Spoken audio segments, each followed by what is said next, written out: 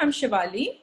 I'm the co-founder of this company called Global Edge. We have a rich experience of 11 years in the field of overseas education, and we are sending students to more than 21 countries, including UK, Europe, Canada, Australia, Ireland, USA, New Zealand, and many more, even Singapore, Dubai.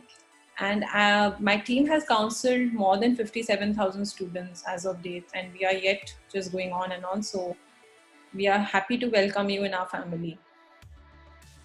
Now, eligibility. I'm talking of the academic requirements. So UK doesn't need any SATs for undergraduates. So please understand that marks are very, very critical for them, because that's the only way they are assessing you and giving you the admission. So there is an SOP or essay which goes along with your mark sheets. So, for the undergraduate courses, they are looking at your 10th standard grades, 11th standard and 12th, they take a predicted scorecard. Okay, so the predicted mark sheet is very important, what the school will prepare and give you on what the predictions are. Because by the time you fill your UCAS, it is September, October, November, and you have just given your half yearlies by then. So on the basis of that, predicted mark sheet is prepared and admission process has started. Now, high rank universities, when I talk of high rank, it can be any Russell Group University or even others. A lot of them, they need 80 to 95% in your 12th. Marks of individual subject also matters. So suppose you're going for engineering, your maths, your physics marks will matter. If you're going for medicine, again, your chemistry marks will matter. So it all depends on the marks, okay, also along with overall percentage. Likewise, we have universities with 60 to 80% also. There are a few universities which will take you in with 50 to 55. Okay. So we have option for all kinds of students who want to go for a bachelor's in UK. Fine. Now, again, I'm coming back to that if you don't meet up with your entry requirements, especially your marks, you can go for a pathway. Suppose you have 68%, but you want to go to a top rank university, you can go for a foundation program or a year one program in that university and then join with the normal degree program. Okay, there are two types of pathway. One is foundation, where you study one extra year and then 3 years of undergraduate degree. The second is year one, wherein you do the first year, which is a pathway, and then you move directly in the second year of your undergraduate degree. Here you don't spend an extra year. It all depends on your marks. It depends on the university you're applying and what are your criteria, okay? As in how much eligibility you hold. So when I see the mark sheet, I will be able to say whether you can go for a foundation or a year one program. Eligibility for UK masters, again, there is a great variant of percentage. So we have students ranging from 55 up to 80, 85 who can get admission. And there is no bar. Every university has its own criteria. It all depends. We can match it up for you and tell you. And again, there are pre-masters program. That is an extra time and extra cost. Okay, even for the foundation year, it's an extra cost. Year one is not really extra because you're moving straight in the year two. So it's like the same thing you would have spent on the first year.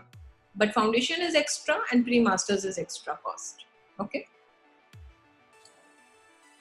UK universities offer very good scholarships, and there are various ways you can get a scholarship. The universities are offering, there are government of India offering, government of UK offering, and many agencies are offering.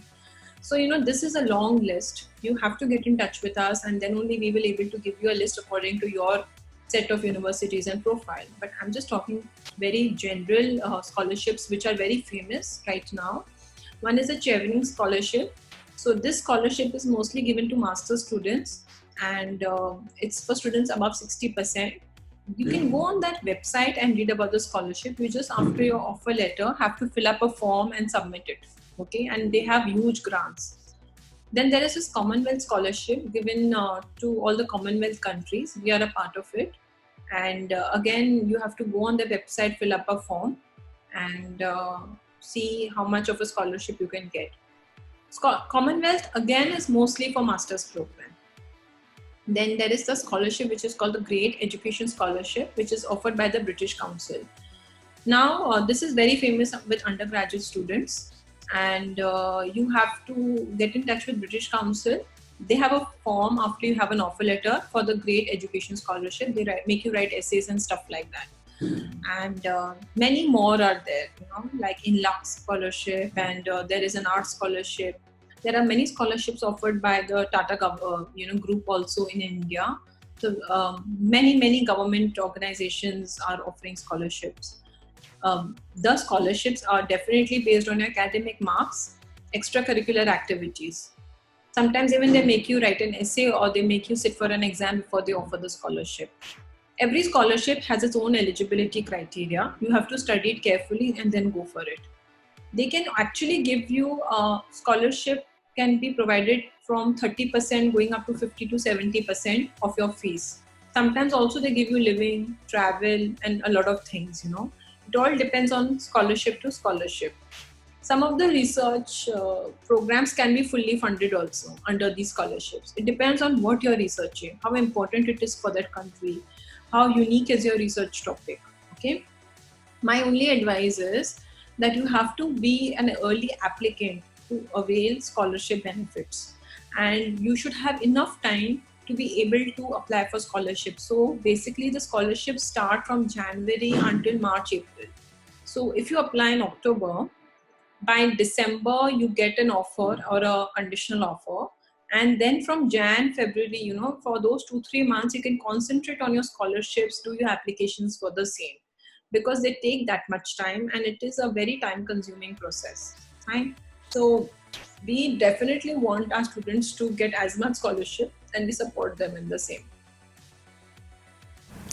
So my company's name is Global Edge, and you can get in touch with us for our services. We counsel students from more than 21 countries, and we help the students in shortlisting of courses, universities, countries, applications, admissions, scholarships, LOR, SOP assistance, and visa file preparation. Our head office is in Green Park, New Delhi, and you can connect with us, and my team of expert counselors will be very happy to help you out. We counsel students for countries like UK, Canada, Australia, New Zealand, Europe, Ireland, and plenty more.